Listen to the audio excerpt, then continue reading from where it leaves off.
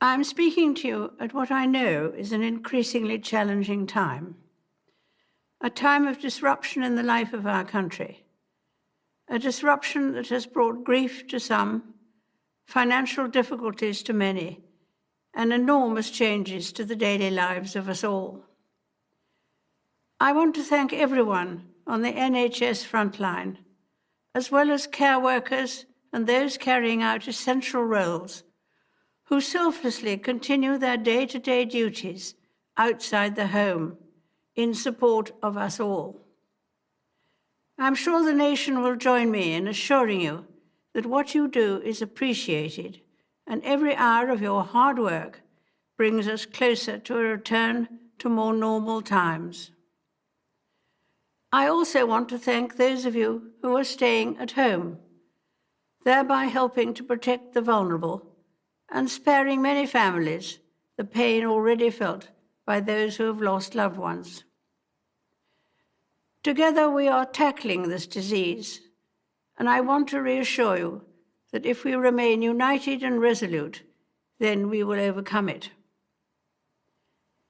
I hope in the years to come, everyone will be able to take pride in how they responded to this challenge.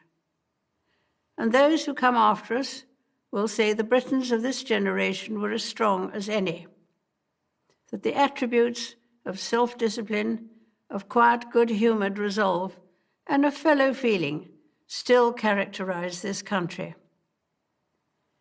The pride in who we are is not a part of our past. It defines our present and our future. The moments when the United Kingdom has come together to applaud its care and essential workers will be remembered as an expression of our national spirit, and its symbol will be the rainbows drawn by children.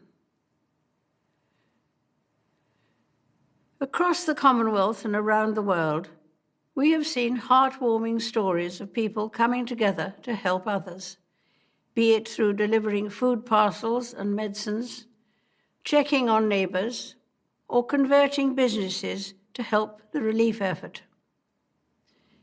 And though self-isolating may at times be hard, many people of all faiths and of none are discovering that it presents an opportunity to slow down, pause and reflect in prayer or meditation. It reminds me of the very first broadcast I made in 1940, helped by my sister. We as children spoke from here at Windsor to children who had been evacuated from their homes and sent away for their own safety. Today, once again, many will feel a painful sense of separation from their loved ones.